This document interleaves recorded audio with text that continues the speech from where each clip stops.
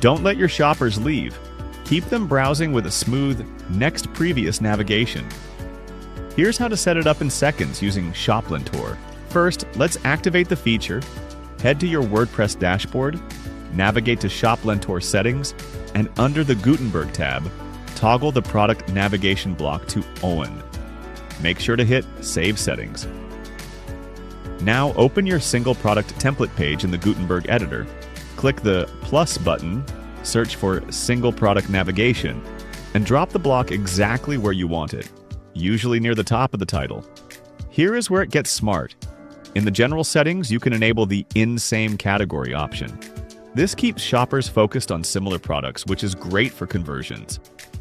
You can also swap the icons to match your theme's vibe. Lastly, jump into the Style tab. From here, you have total control. Adjust the icon colors, background, and spacing. You can even set specific hover states so the navigation feels interactive and professional. Better navigation means a better shopping experience and ultimately more sales. It's that simple. Transform your WooCommerce store and start building smarter with ShopLentor today. Thanks for watching. To grow your business with more great videos, don't forget to like, comment, and subscribe to Has Themes on YouTube.